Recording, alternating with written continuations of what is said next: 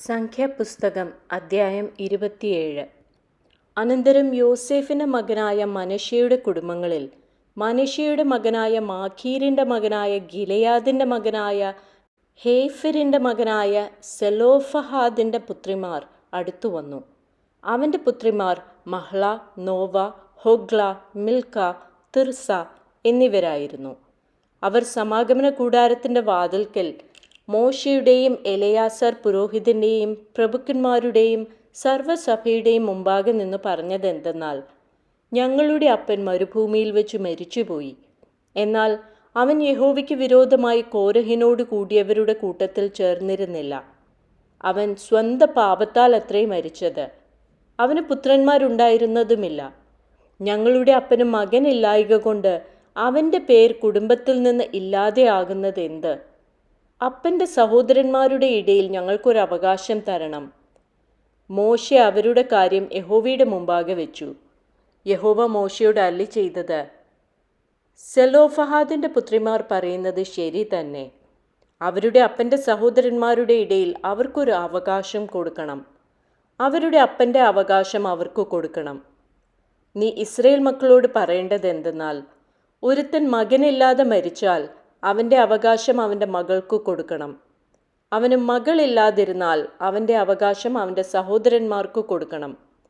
അവന് സഹോദരന്മാരില്ലാതിരുന്നാൽ അവൻ്റെ അവകാശം അവൻ്റെ അപ്പൻ്റെ സഹോദരന്മാർക്ക് കൊടുക്കണം.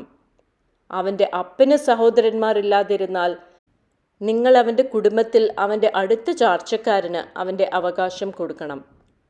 അവൻ അത് കൈവശമാക്കണം. ഇത് യഹോവ മോശയോട് കൽപ്പിച്ചതുപോലെ ഇസ്രയേൽ മക്കൾക്ക് ന്യായപ്രമാണമായിരിക്കണം. അനന്തരം യഹോവ മോശയോട് കൽപ്പിച്ചത്, ഈ അബാരീം മലയിൽ കയറി ഞാൻ ഇസ്രയേൽ മക്കൾക്ക് കൊടുത്തിരിക്കുന്ന ദേശം നോക്കുക.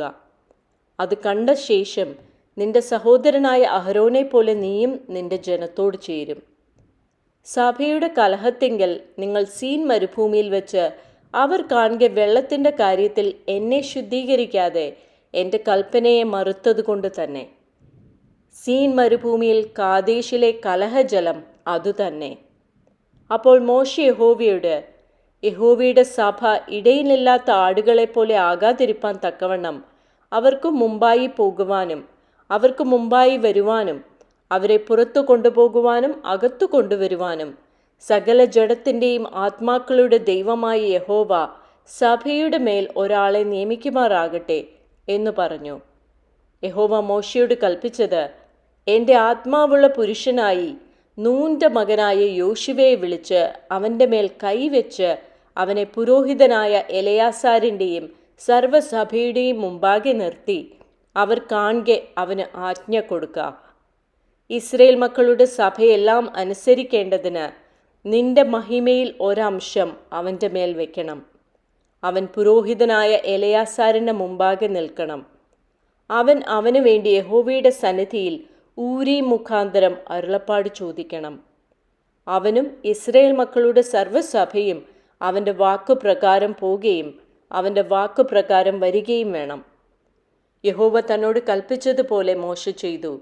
അവൻ യോശുവയെ വിളിച്ച് പുരോഹിതനായ എലെയാസാരിൻ്റെയും സർവ്വസഭയുടെയും മുമ്പാകെ നിർത്തി അവൻ്റെ മേൽ കൈവച്ച് യഹോവ മോശ മുഖാന്തരം കൽപ്പിച്ചതുപോലെ അവന് ആജ്ഞ കൊടുത്തു.